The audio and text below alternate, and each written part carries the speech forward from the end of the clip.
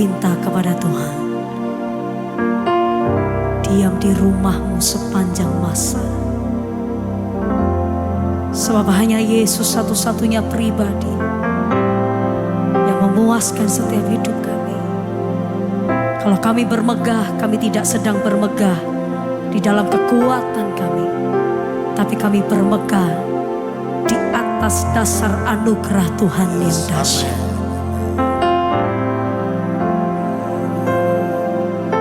So I lift my hands to you.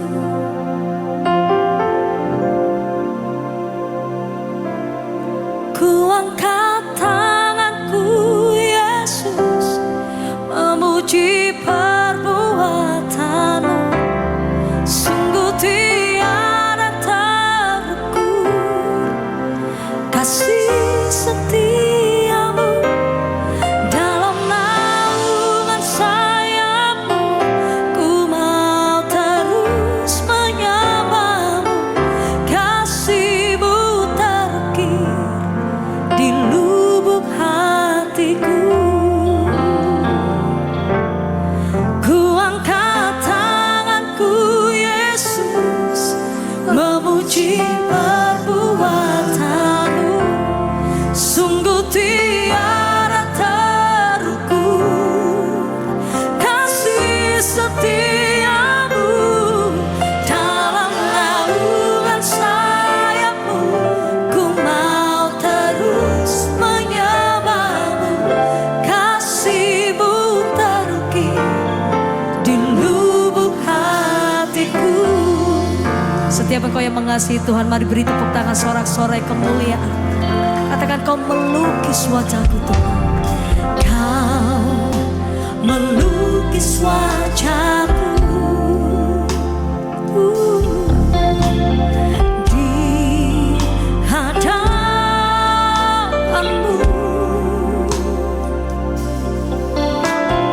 dan mengukir namaku di telapak tanganmu sampai masa tua kami. Sampai masa tuaku kami mau akui Tuhan, Kau tetaplah Tuhanku. Oh, yang akan selalu menggendong hingga putih rambutku. Kemurahanmu itu membuatku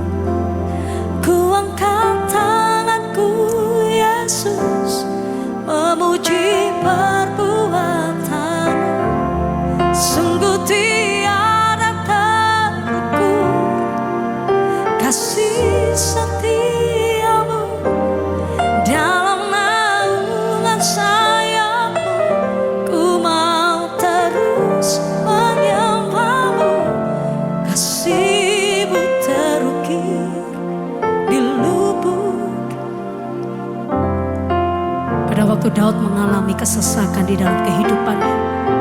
Ada masa-masa sulit yang Daud hadapi.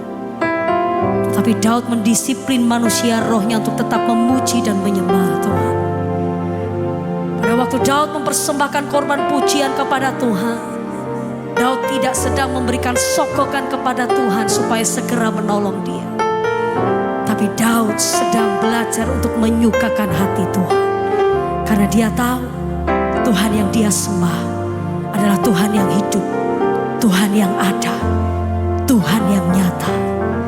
Mari malam hari ini belajar untuk mendisiplin manusia rohmu. Waktu engkau ada di tahta kasih karunia-Nya, hatimu tidak terarah kepada yang lain, tetapi hatimu hanya terfokus untuk menyukakan hati Tuhan. Dan Daud disebut orang yang berkenan di hatinya. Yes, here we are, Lord.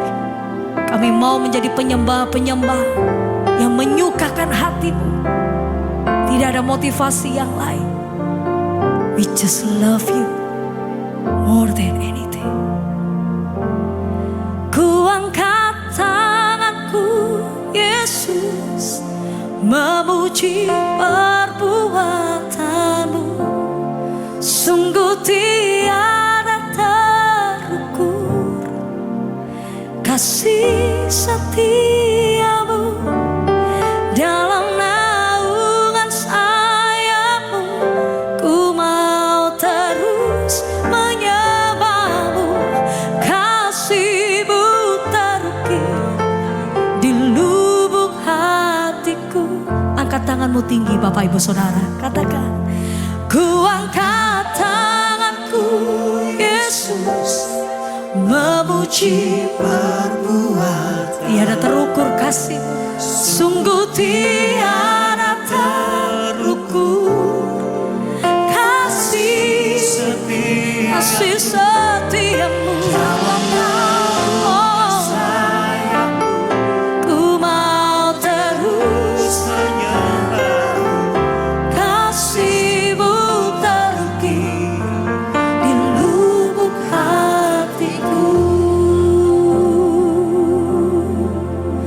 Engkau Tuhan pujianku, Engkau Tuhan kemuliaanku,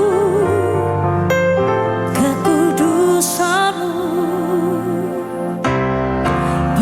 penuhi tempat ini.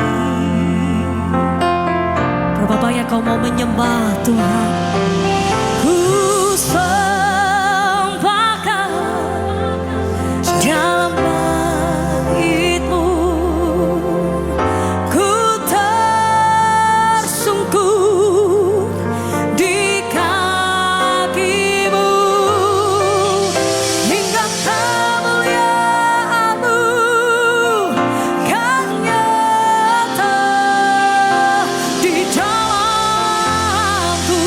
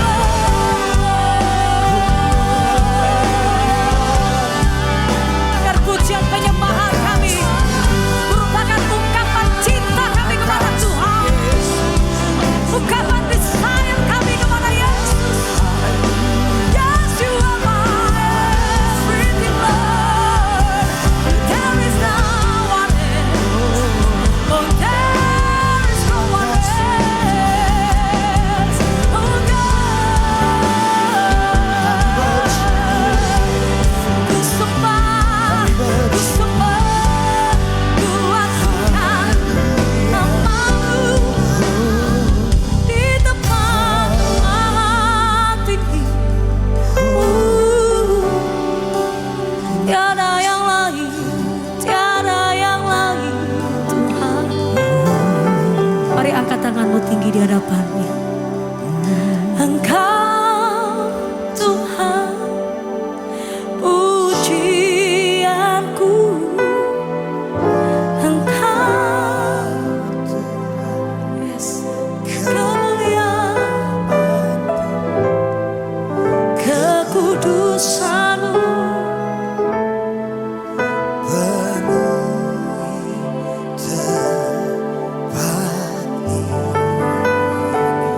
Angkat hatimu lebih lagi menyembah Tuhan. We worship you, Lord. Ku sembahkan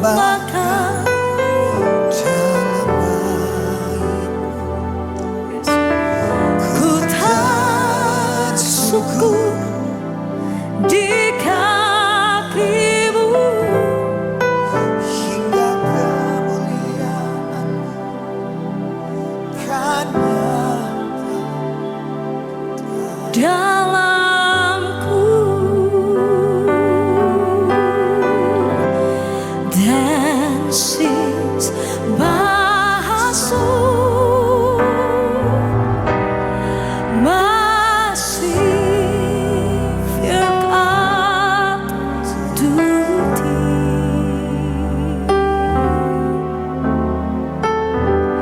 How great You are, Lord. How great Thou art. Then sings my soul, my Savior God, to Thee. we bless Your name, Lord. How great Thou art. How great Thou art.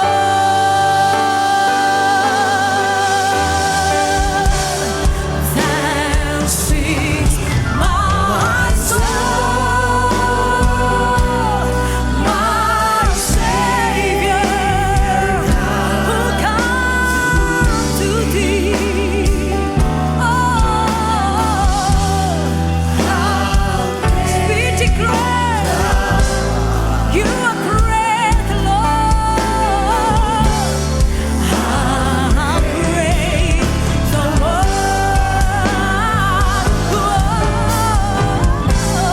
Can sing my soul, my Savior come to Thee. Yes, Lord.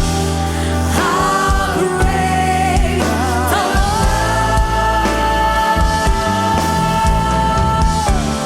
How great Thou art. You are great, Lord. How great Thou art.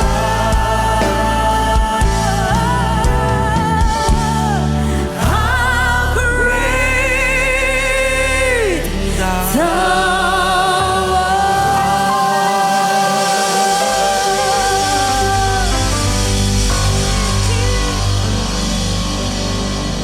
Bapa kami yang di surga, biar kiranya setiap persembahan pujian, penyembahan kami boleh berkenan kepadamu. Allah Roh Kudus, sempurnakan ini semua sebagai dupa yang harum di hadapan hadirat Tuhan. Bukan hanya karena kami bisa menyanyi, tapi memang ini cetusan dari hati kami yang paling dalam. Sehingga hari ini ketika kami ada di tempat ini, kami percaya ada sesuatu yang luar biasa yang akan Tuhan beri dalam kehidupan kami, khususnya dalam kerohanian kami, sehingga akhirnya Tuhan boleh memperkenankan kami hadir di tempat ini. Oleh sebab itu urapi kami semua Tuhan, supaya kami mampu menangkap maksud Tuhan.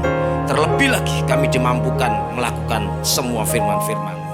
Kami percaya ketika kami melakukan firman-Mu dengan giatnya, sakit penyakit akan dilalukan. Berkat-berkat Tuhan akan turun dan mengejar kami semua. Dan panggilan kami menjadi saluran berkat, itu juga akan boleh kami lakukan. Terima kasih Tuhan. Kami sambut kebenaran firman-Mu di dalam nama Yesus Kristus Tuhan. Haleluya.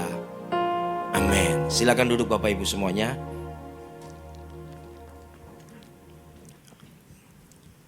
Hari-hari ini ada banyak gereja, ada banyak hamba Tuhan menerjemahkan tentang arti kehadiran Roh Kudus itu lebih dititikkan kepada yang namanya sesuatu supranatural begitu saudara.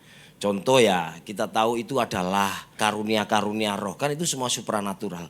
Padahal kalau kita tahu bahwa Roh Kudus itu hadir, itu yang paling utama, yang paling esensi itu adalah untuk menolong kita, mengingatkan kepada kita setiap hal yang kita pelajari dari ajaran-ajaran Yesus.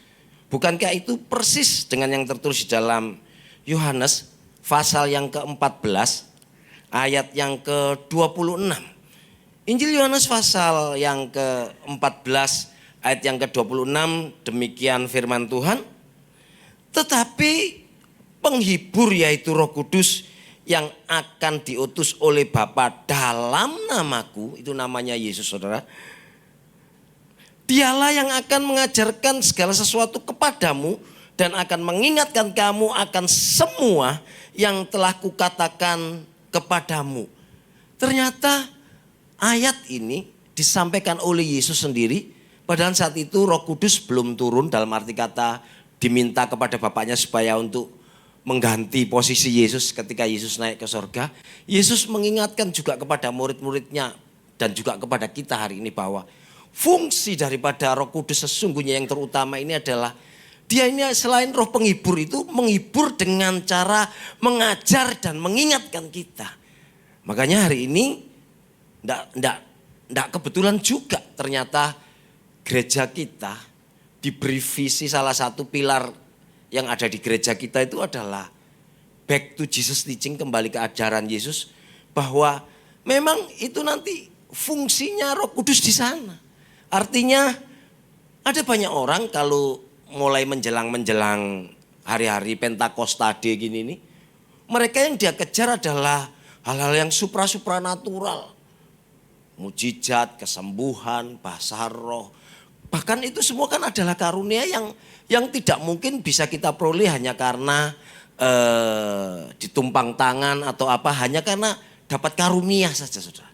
Tetapi ketika kita lihat di ayat ini tadi, sesungguhnya Tuhan mempersiapkan Roh Kudus untuk kita semua juga di hari ini adalah bahwa kita ini harus terus mengerti tentang ajaran Yesus.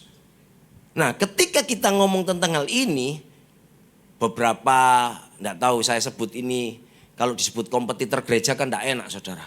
Tetapi mereka enggak terima begitu loh, enggak terima gini. Gerejamu gereja best. Terus yang diajarkan ngomongnya tentang mega project karakter Kristus, ngomong juga kembali ke ajaran Yesus, yang mana semuanya itu adalah berkenaan dengan etika katanya gitu. Nah kalau cuma gerejamu ngajar tentang etika, mana yang bau religinya katanya, mana yang bau liturgisnya. Seharusnya kan gereja itu, mulai dia masuk ke saya itu ngomong gini, diajar bagaimana itu harus berpuasa, baik puasa sehari semalam, baik puasa 3 hari, baik puasa Daniel, baik puasa Esther, macam-macam begitu. Lalu juga diajar bagaimana kita harus berdoa. Berdoa itu harus jam berapa? Kenapa kok Yesus harus berdoa pagi dan malam? Mereka ngomong yang seperti itu. Padahal sesama orang Kristen saja. Kalau kita tahu, kita lihat orang itu religinya mantep. Tapi kalau kurang beretika, saya pikir saudara juga malas mendekat dengan orang itu. Setiap bersin memang bahasanya rohani. Bless you gitu kan. Wih, tapi arahnya itu enggak peduli gitu saudara. Enggak, dia berusaha untuk cari tempat kemana kayak menghidupkan. Tapi bahasanya bahasa rohani. Bayangkan. Sehingga akhirnya ayo kita sekarang ini jadilah orang yang memang rohaninya bertumbuh pesat. Tapi dibarengi juga yang beretika tinggi. Apalah arti kita jadi orang beragamawi sementara kita tidak diterima oleh lingkungan sekitar. Contoh-contoh di awal-awal abad kekristenan sudah pernah kita lihat di dalam firman Tuhan. Bagaimana itu yang namanya ahli Taurat, Farisi, Saduki yang terwakili oleh orang-orang yang beragama itu. Tetapi kenyataannya mereka tidak diterima oleh masyarakat. Karena mereka memang dari sisi ritualnya luar biasa, saudara. Seminggu puasa 2 kali. Bahkan setiap hal apapun juga dihitung perpuluhannya. Saya terima minum ini dari Pak Daeng. Saya tanya harganya berapa. Saya kembalikan 1/10 dari gelas ini, enggak itu berupa apa. Untuk dikembalikan lagi ke Tuhan. Bayangkan sampai seperti itu. Bahkan mereka menjaga ritualnya itu sampai sedemikian rupa ketika saudara kalau ada kesempatan ke Israel sana lagi ya. Saudara akan ketemu kalau hotel-hotel di Israel itu ada lift, yang satu lift Sabat, yang satunya lift reguler gitu. Saya pikir kenapa kok ada nama lift Sabat? Apakah hanya dipakai di hari Sabat? Memang betul saudara, lift itu hanya dipakai di hari Sabat dan yang pakai cuma orang-orang Yahudi. Kenapa? Karena buat mereka, bayangkan mejet tombol lift itu saja. Itu sudah melanggar perintah Tauratnya karena berkategorikan melakukan pekerjaan. Coba bayangkan, mereka menjaganya sampai seperti itu. Tetapi apakah itu mewakili juga kita yang hari-hari ini ada di tempat ini? Yesus ketika turun di atas muka bumi dan dia hadir menjadi manusia. Dia ketika mengajar kepada sesamanya manusia ini ada lebih banyak kalau diprosentasekan. Itu muatan pelajarannya itu lebih ke etika daripada ke liturgisnya. Memang ada 1-2 kali Yesus ngajar tentang liturgis. Contoh ada setan diusir muridnya tidak mampu. Lalu muridnya diajar oleh, kalau hal jenis seperti ini tidak bisa cuma dengan doa saja. Harus dengan puasa. Tapi itu cuma bisa dihitung dengan jari saudara. Berapa kali yang itu.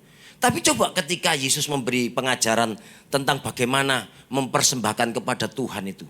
Dia memberi perumpamaan kan. Ada seseorang yang mau memberi persembahan kepada Tuhan. Tapi ketika dia mau mempersembahkan dia teringat. Ada masalah yang belum tuntas dengan saudaranya. Yesus ngomong apa? Lanjut dulu. Bukankah Tuhan itu prioritas utama? Begitu? Enggak. Tuhan malah ngomong tinggalkan persembahanmu itu di mezbah. Bayangkan saudara. Untuk Tuhan, Tuhan tidak pernah cemburu kalau harus dinomorduakan. Asal dengan sesama manusia kita beres. Karena hari-hari ini terlalu banyak orang berkedok dengan agamawinya itu. Tapi dia lupa untuk mewarnai kehidupannya itu supaya menjadi berkat. Dengan gelar sebagai pendeta, datang ke toko, minta belas kasihan tapi lebih elit begitu. Ini berapa harganya?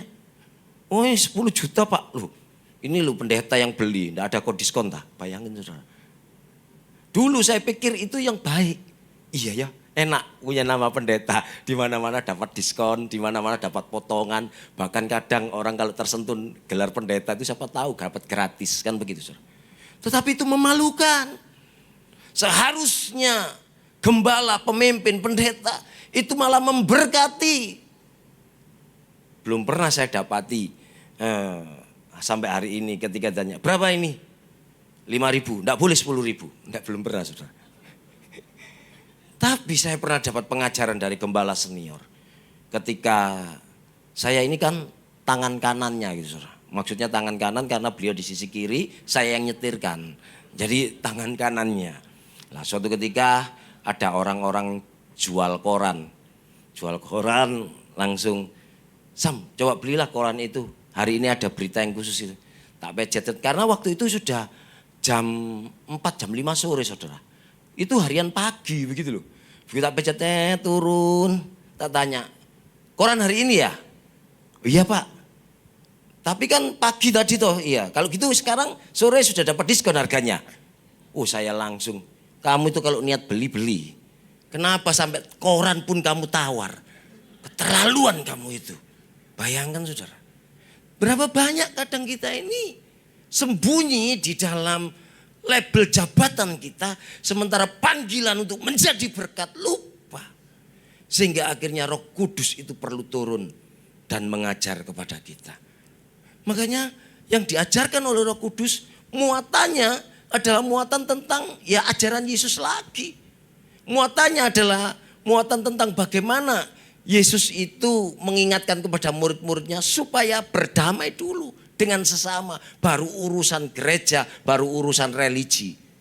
Hari ini ayo kita semua sadari tentang hal ini. Supaya ketika Day of Fire itu kita alami begitu ya. Puji Tuhan kalau kita ini dapat karunia-karunia. Baik itu bahasa roh, nubuat atau apapun, kesembuhan dan lain sebagainya. Tapi kalau tidak dapat karunia itu paling tidak karakter kita akan berubah. Karena Roh Kudus yang mengingatkan kepada kita untuk terus mengajar kepada kita setiap hal yang sudah diajarkan oleh Yesus. Nah hari ini kalau saudara sendiri saja sudah dengan ulang-ulang ya, sudah berapa belas tahun ini, hampir 17 tahun diajar tentang back to Jesus teaching, back to Jesus teaching. Saudara mulai istilahnya bosan begitu ya. Ulang-ulang lagi. Hari Senin apa, hari Selasa apa, mulai ulang-ulang gitu. Hati-hati saudara. Karena kalau kita sendiri menutup diri dengan menerima ajaran Yesus ini, Roh Kudus itu mau mengingatkan apa? Kalau yang diajarkan Yesus itu kita tidak mau terima. Paham saudara ya? Jadi ketika Roh Kudus mengajar, Yesus mengajar ketika ada orang, kalau kamu ditampar kiri, kasih kananmu. Kalau kamu ketemu musuhmu, doakan, bahkan berkati orang yang menganiaya kamu. Sehingga ketika kita dekat ayat itu, lalu kita mulai terima ayat itu, lalu kita mulai pilah-pilah. Waduh, enak aja ini ayat. Tunggu dulu, tak lihat dulu siapa ini. Kalau sekali-sekali boleh lah, kalau ulang-ulang. Keterlaluan ini nanti orang ini. Dan saudara kalau mulai menutup hal yang seperti itu, ketika Roh Kudus itu melawat kita, apa yang akan diingatkan Roh Kudus kepada kita? Suatu ketika saya di dalam pelayanan berselisih paham dengan sesama pelayan. Saya pikir-pikir, percumalah di departemen ini, di sisi sini, lebih baik aku tak pindah aja lah untuk di departemen lain supaya tidak ketemu orang ini. Dan saudara tahu, ternyata saya pindah ke departemen yang lain pun saya ketemu orang semodel dengan yang tadi gatel hati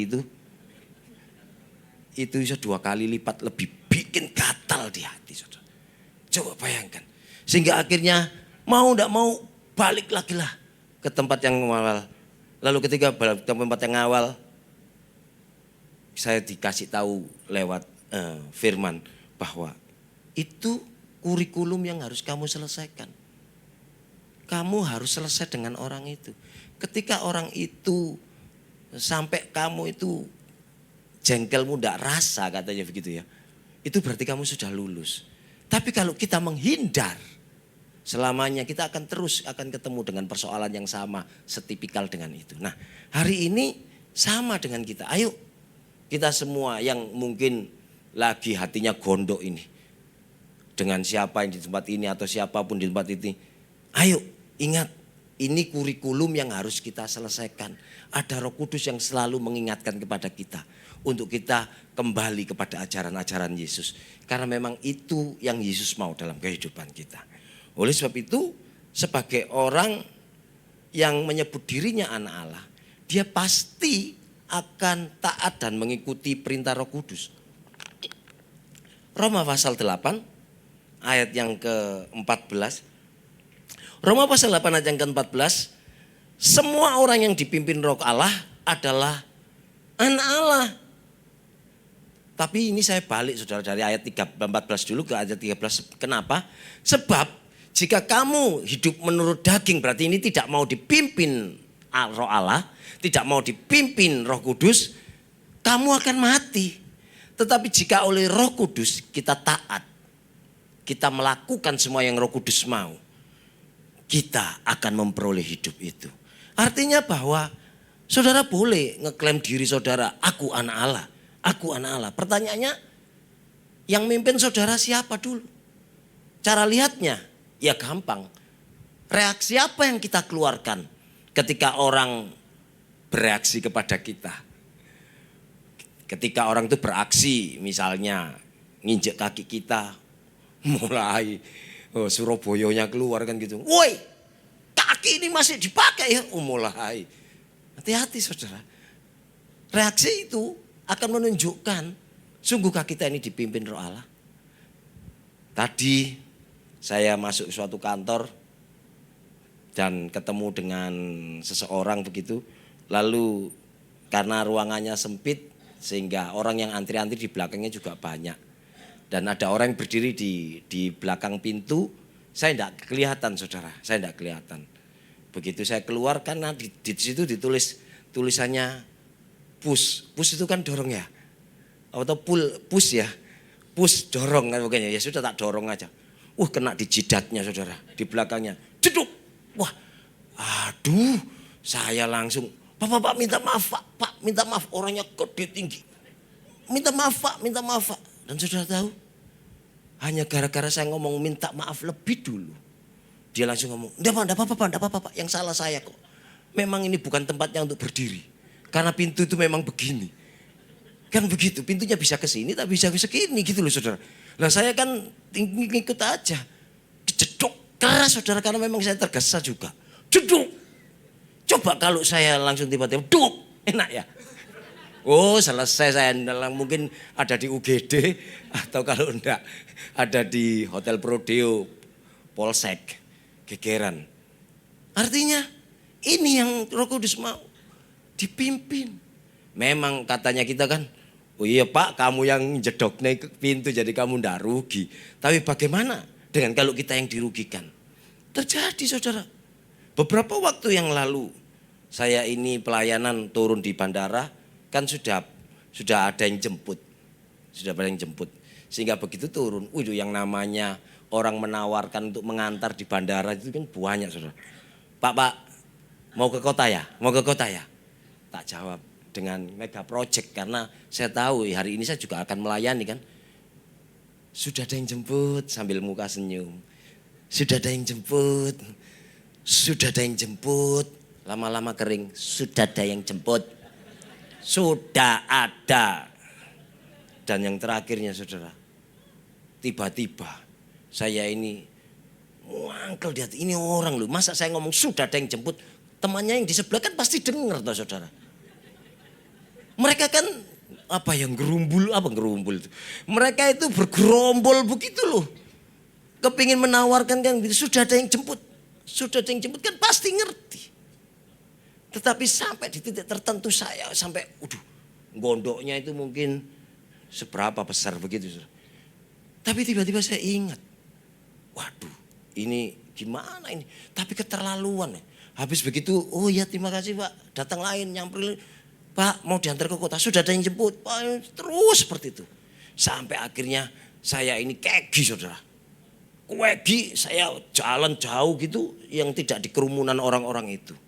Begitu sampai di jalan jauh, saya buka WhatsApp saya. Kok yang jemput ini tidak kelihatan. Dan saudara tahu, minta maaf Pak, tidak bisa jemput. Saudara, kira-kira bagaimana kalau itu saudara?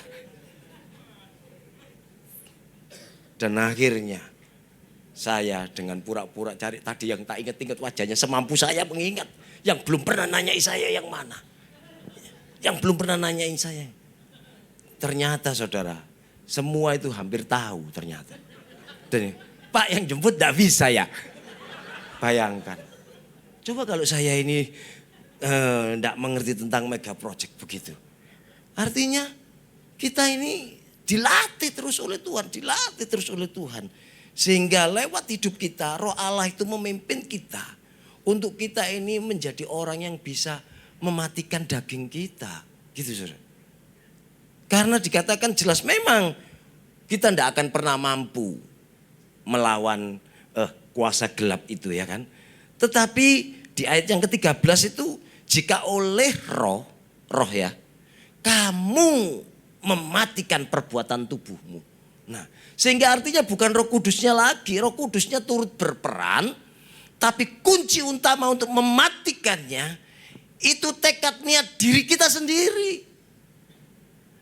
Ada banyak orang minta, Tuhan, aku mau lepas dari narkoba, aku mau lepas dari rokok, aku mau lepas dari pornografi, aku mau lepas dari minum mabuk, judi, maksiat dan lain sebagainya. Tetapi ketika keinginan itu timbul, itu tandanya ada Roh Kudus di dalam hidup kita. Kenapa? Karena Roh Kudus yang mengingatkan kita itu salah, itu tidak benar, itu berdosa. Tapi sekarang yang penting adalah, ayo kita komitmen keluar dari lingkungan seperti itu. WhatsApp group dari teman SD, SMP, SMA, perguruan tinggi. Banyak saudara. Tapi ya gitu saudara tahu kan. Ada yang begitu, begini, yang ribut-ribut, yang lain sebagainya. Saya pikir-pikir, kok ini tidak bagus buat saya. Saya keluar. Karena saya tahu, saya tidak mampu di dalam itu. Karena bayangkan tuh, pagi-pagi ceding, ditawari gambar. Tidak tahu pakai filter atau sungguhan itu cantik, tapi lupa pakai baju. Bayangkan. Sehingga artinya, wah ini tidak bisa ini. Padahal kalau saya mau lanjutkan, kan tidak ada yang tahu. Siapa yang tahu? Paling cuma Tuhan dan saya, ditambahi setan. Ya kan? Tetapi ayat itu tadi menjelaskan kepada kita. Roh Kudus sudah mengingatkan. Tidak bagus itu. Tidak benar itu. Keluar. Dan akhirnya saya keluar saudara. Saya keluar, tidak lama saudara. Mungkin 3 jam berikutnya. Kok gambar itu muncul lagi? Saya lihat, kok saya ada di dalam lagi? Ternyata saya share, saya tarik-tarik ini. Saya dimasukkan oleh teman saya, sahabat karib saya ketika dulu masih sama-sama sekolah. Tak tanya, kenapa kamu kok masukkan aku lagi? Lah ya kamu kenapa kok keluar? Sumuk, panas gitu.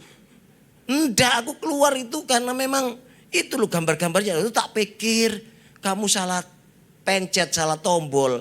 Mau bikin bersih tapi salah keluar begitu loh. Makanya kamu tak masukkan, enggak, jangan dimasukkan lagi. Kita harus berani ngomong begitu saudara. Terus dia tanya, nanti kalau teman-teman yang tanya gimana? Kasih tahu aja. Samuel itu sekarang pendeta. Pendeta juga manusia. Tiap hari kalau dicekoi seperti itu. Iman kuat. Imron. Goyang-goyang saudara, hati ini dak-dikduk. Artinya lebih baik ambil jurusnya Yusuf. Begitu si tante tiap hari sup. Keluar. Tidak peduli harus rugi dengan jubah secara finance. Bahkan rugi juga dengan yang namanya nama baik difitnah. Sampai akhirnya harus bayar dengan penjara sekalipun. Itu satu-satunya cara kita membuktikan diri kita itu anak Allah. Oleh sebab itu sekarang bukan cuma saudara yang bisa berbahasa roh, saudara yang bisa bernubuat, bermujizat, tapi karakter Kristus itu adakah dalam hidup kita? Karena kalau itu yang ada, di level manapun kita, orang akan senang dekat dengan kita. Dan kita jangan pernah lupa saudara, bahwa hidup kita ini loh, tubuh kita ini bukankah itu baitnya Roh Kudus. Sehingga setiap hal-hal yang masuk dalam hidup kita ini harus kita screening sendiri. Roh Kudus sudah memberi kepekaan kepada kita dengan tanda-tanda, enggak betul itu, salah itu. Tapi sekali lagi ayo dengarkan Roh Kudus itu. Karena ketika kita mendiamkan Roh Kudus itu akan berduka. Lama-lama kalau kita tidak mau nuruti Roh Kudus terus, roh itu akan padam. Bukan berarti rohnya mati terus saudara, enggak. Kita akan ditinggal betul. Sehingga akhirnya yang terjadi, melakukan dosa bukan sesuatu yang menjijikkan lagi buat kita. Melakukan kesalahan kayaknya sudah seperti kita makan nasi 3 kali sehari. Karena kepekaannya sudah tidak ada lagi. Oleh sebab itu 1 Korintus pasal 3 ayat yang ke-16 mengingatkan kepada kita. Tidak tahukah kamu bahwa kamu adalah bait Allah dan bahwa roh Allah diam di dalam kamu? Sampai di sini dulu. Dikatakan ayat ini ditujukan kepada jemaat di Korintus. Korintus saat itu adalah kota besar, kota perdagangan. Dan di situ bercampur aduk segala macam budaya-budaya dari suku-suku Yunani, dari suku Yahudi, dari suku-suku Mesir, Mesopotamia dan lain sebagainya. Orang Aram ngumpul semua juga ada di Korintus itu, saudara. Nah, karena seperti itu, gereja yang didirikan oleh Paulus ini di Korintus, ada juga masuk orang-orang yang merasa overestimate, terlalu percaya diri.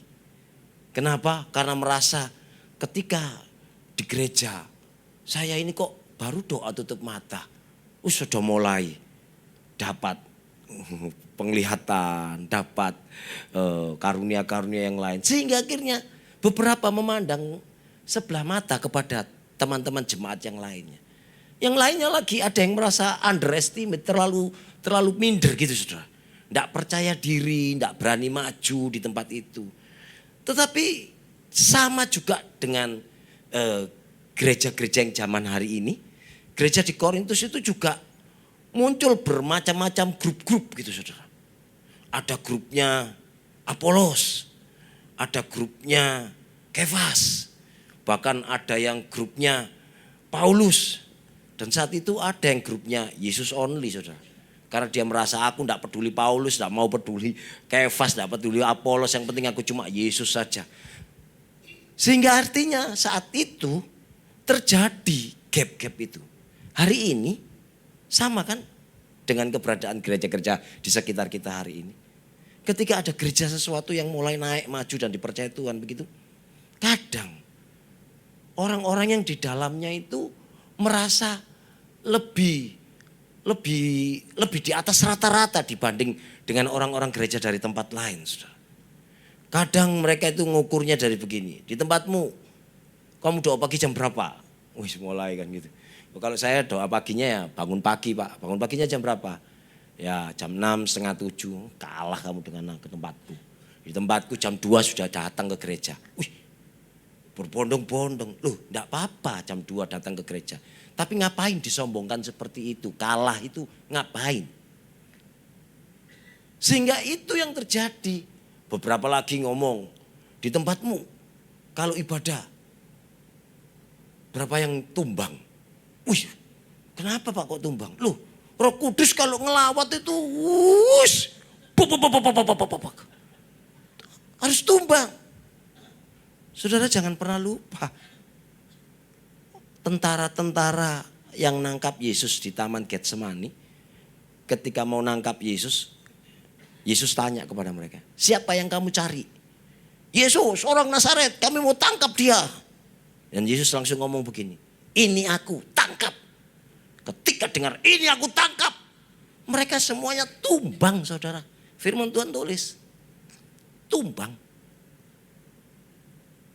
Tapi setelah selesai bangkit, bertobat, tetap tangkap Yesus. Tetap pukul Yesus, tetap ludahi Yesus, tetap tonjok Yesus, tetap maki-maki Yesus. Artinya apa ini? Kalau memang itu Roh Kudus yang menumbangkan kita ya berarti memang kita harus tumbang. Gitu, saudara. Tapi kalau enggak perlu pakai tumbang-tumbangan segala. Bukankah Roh Kudus itu juga roh yang lemah lembut yang bisa berbicara tanpa kita harus tumbang-tumbang. Oleh sebab itu sekarang kita harus mengerti. Hidup kita yang adalah bait Allah ini harus betul-betul kita screening hal yang masuk di dalamnya ini. Suatu ketika ada suatu rumah yang bagus, besar.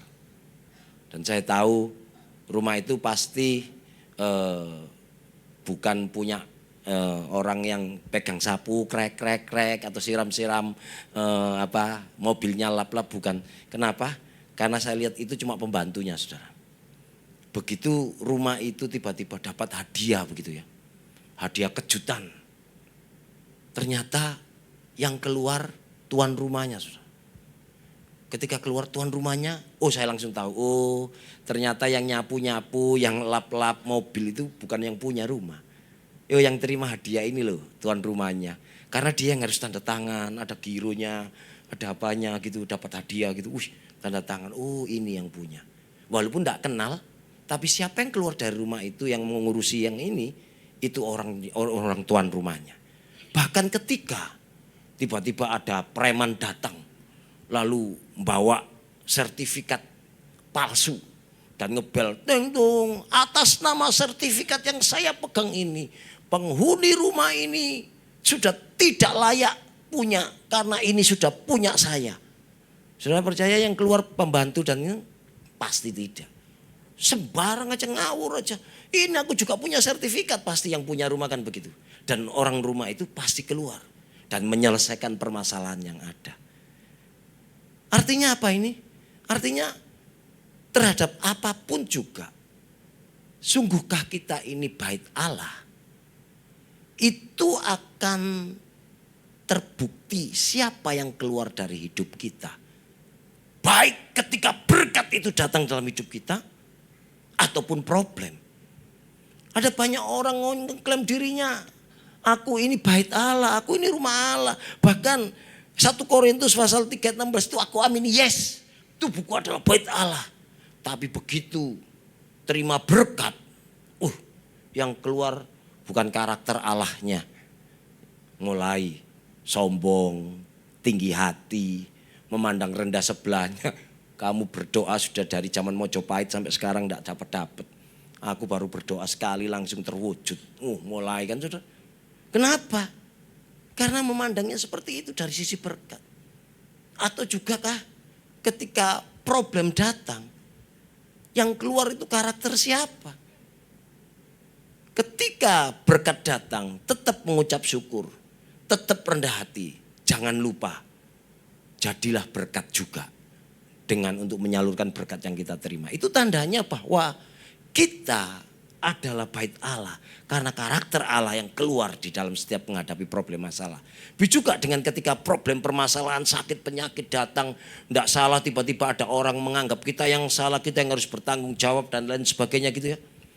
Kalau yang keluar itu lu jual, gua beli. Wah, sudah dipertanyakan lagi tuh saudara. Kenapa? Karena sesungguhnya ketika yang keluar itu karakter Kristus.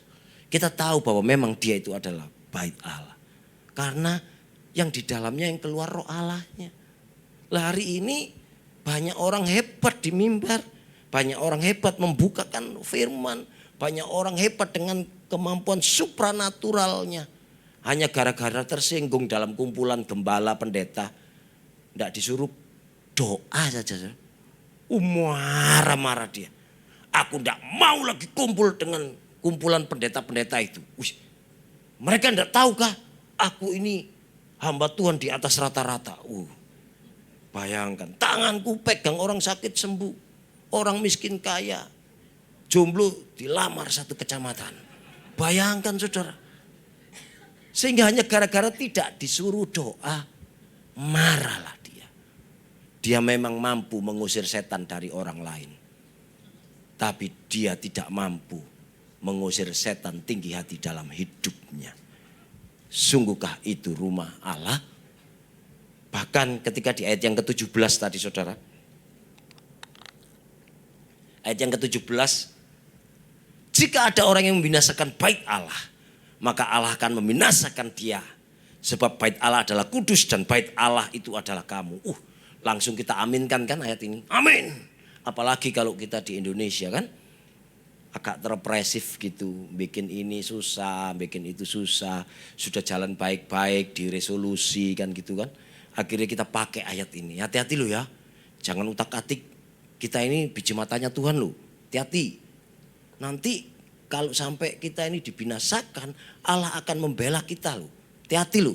Nah, mulai kan kita pakai ayat ini, sehingga akhirnya yang terjadi, memang untuk ancaman dari luar, bait Allah yang akan dirusak itu, kita bisa mengcounternya dengan ayat ini supaya kita menjadi kuat dan teguh. Tetapi pernahkah kita sadari kadang bait Allah itu kita rusak sendiri. Dengan kemalasan kita. Dengan kesombongan kita.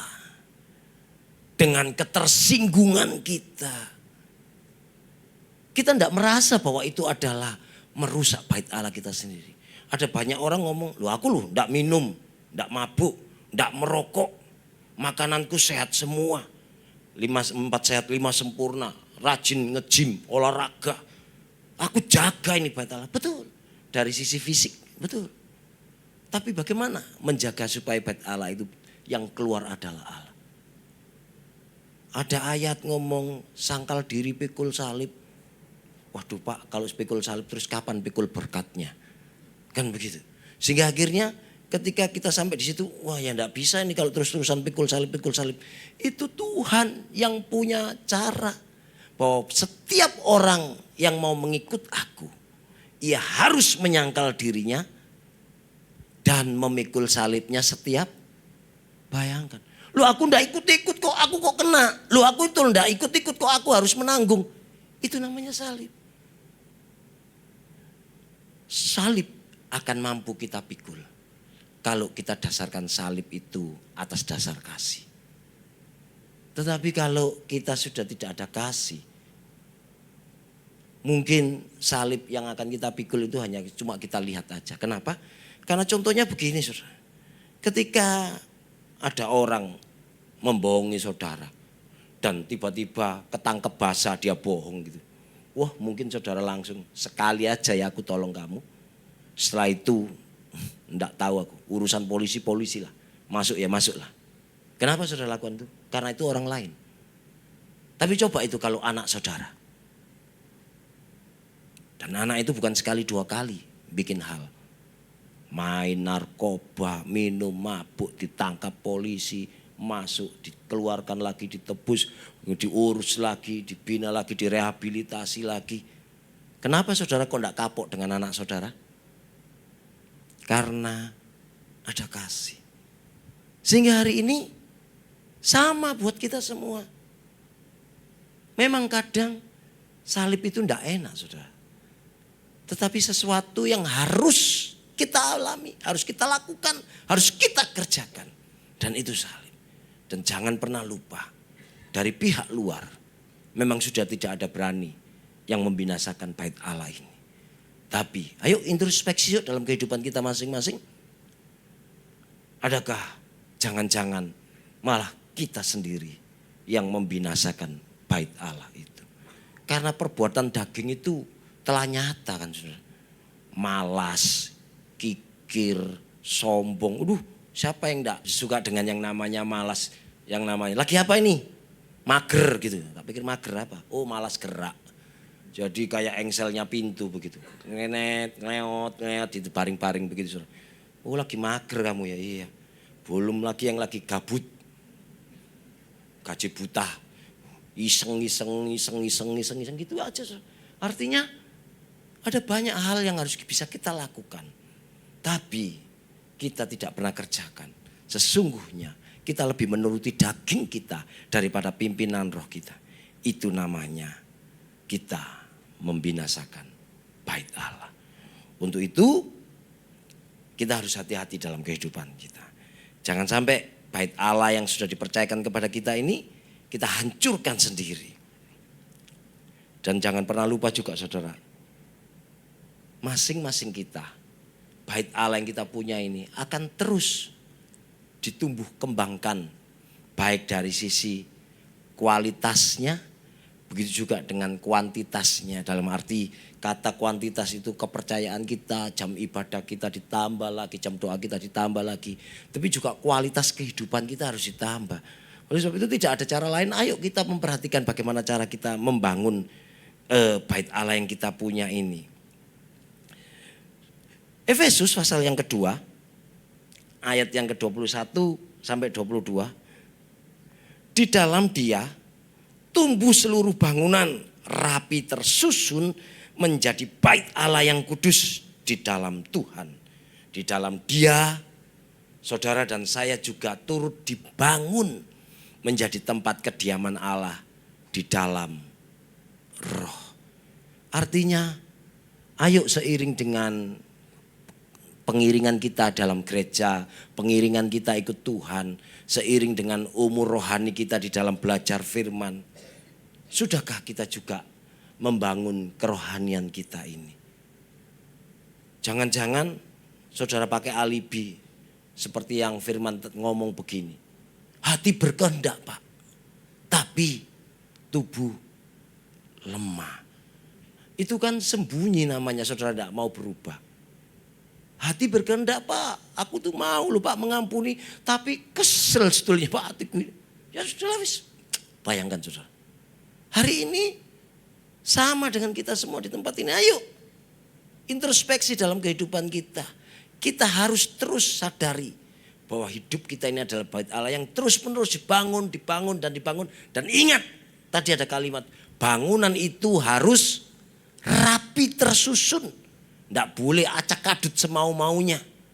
Tidak boleh, wah aku maunya begini ya sudah. Aku maunya begitu ya sudah. Tidak bisa sudah.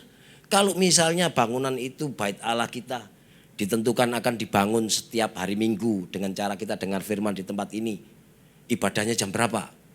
Jam 10. Nggak enak Pak Daeng jam 10. Ganti aja lah. Jam 7 pagi. Bayangkan saudara. Loh kan kita harus datang lebih pagi untuk terima berkat yang lebih fresh. Nanti kalau jam 10 berkat sisa. Sudah dimakan orang yang jam 8, jam 9 katanya begitu saudara. Artinya kelihatannya kayaknya dia itu rohani begitu. Tetapi sesungguhnya dia itu membangun mau-maunya sendiri. Gereja kok tidak jelas begini. Dibilang karismatik. Doanya tutup pakai doa Bapak kami. Gereja kok juga tidak jelas begini. Katanya gereja karismatik. Tapi kok ya jarang tak lihat ada yang bahasa-bahasa roh. Sehingga artinya aku tidak cocok ini. Lebih baik aku tak cari gereja yang lain. Nah saudara kalau memang seperti itu, berarti memang saudara tidak berjodoh untuk dibangun di tempat ini bersama-sama dengan yang lain. Silakan saudara cari gereja yang memang cocok dengan selera saudara. Tapi buat kita yang terpilih di tempat ini, bertahanlah terus. Karena visi gereja kita sudah jelas bahwa nantinya akan terjadi yang namanya pengangkatan. Tapi sebelum pengangkatan itu terjadi, akan terjadi yang namanya pemulihan. Anak-anak muda dipakai Tuhan. Anak-anak muda diberkati juga. Pengusaha-pengusaha diberkati Tuhan semuanya. Masa tinggal menunggu waktu sebentar sedikit aja. Hanya gara-gara gereja tidak seperti selera kita. Mulai kita ini membangunnya acak-adut. Dimanapun saudara bergereja. Tapi kalau kita maunya memakai selera kita sendiri. Tidak mau dibina, tidak mau dididik, tidak mau digembalakan. Selamanya kita ini tidak akan pernah jadi orang dewasa di dalam Tuhan. Hari ini siapapun juga yang sudah mendengar cerita khotbah malam hari ini. Ayo introspeksi. Biar kiranya Roh Kudus terus mengingatkan kepada kita. Ajaran Tuhan itulah yang harus kita terus pergumulkan. Supaya kita makin hari makin cakap memakai karakter Kristus itu. Karena di dalam hidup kita ada roh Allah yang harus tampil keluar untuk menyatakan bahwa hidup kita memang baitnya Roh Kudus. Tundukkan kepala kita berdoa. Haleluya, haleluya. Kami mengucap syukur Tuhan untuk kasih setiamu dalam kehidupan kami. Biar kiranya firman yang kami dengar ini boleh tertanam dalam kehidupan kami. Dan kami boleh bertumbuh di dalamnya. Dan panggilan kami untuk terus menjadi berkat boleh kami tunaikan. Dan akhirnya nama Tuhan yang dipuji, yang dipermuliakan. Karena Tuhan bangga memiliki anak seperti kami semua. Dalam nama Yesus Kristus Tuhan kami mengucap syukur. Haleluya. Amin. Ku percaya kuasa-Mu ajaib. Ku percaya Kau sanggup menolongku. Ku serahkan seluruh kehidupan sampai ku melihat mujizat yang ada hidup. Mari bangkit berdiri sama-sama. Ku percaya kuasa-Mu ajaib. Mari angkat tanganmu di hadapan Tuhan. Ku percaya kuasa-Mu menolongku. Ku serahkan seluruh kehidupanku sampai ku melihat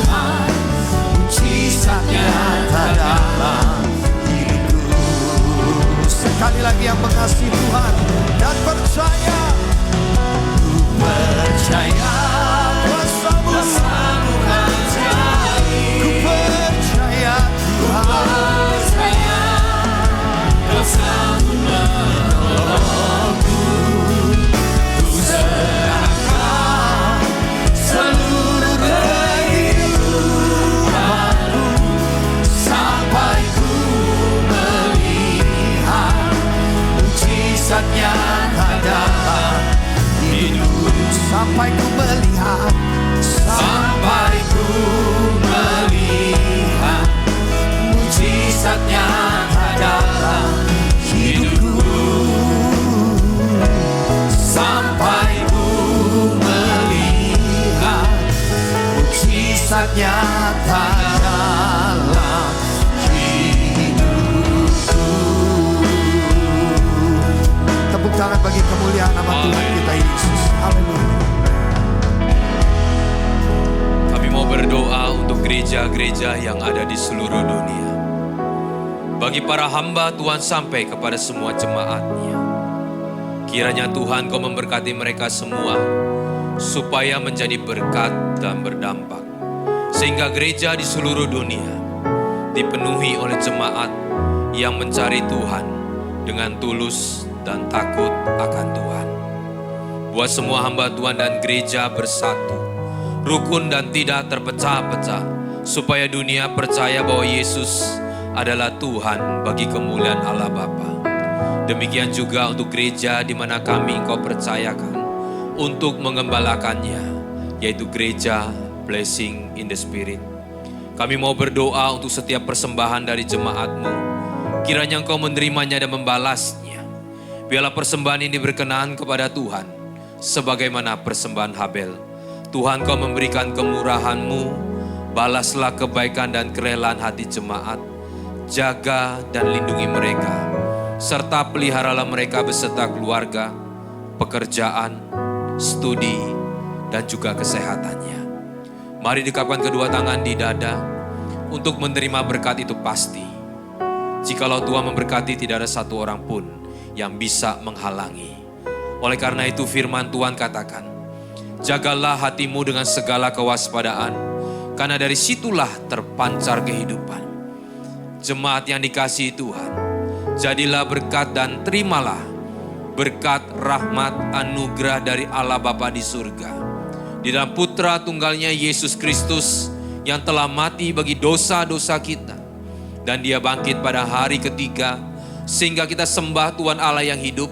Iman kita bukan kepada Tuhan yang mati, dan di dalam persekutuan dengan Roh-Nya yang kudus yang akan menyertai kita dari sekarang sampai selama-lamanya.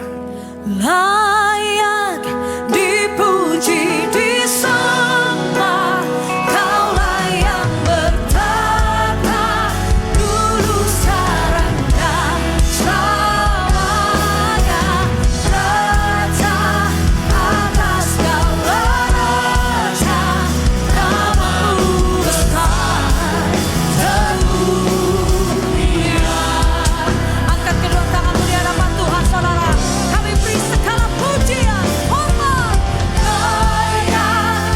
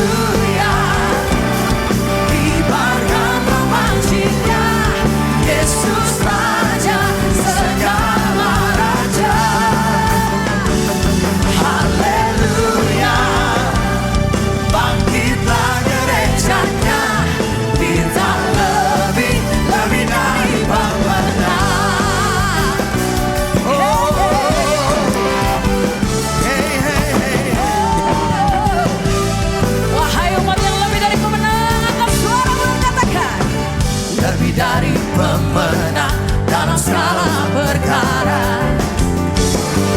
Bisa dikala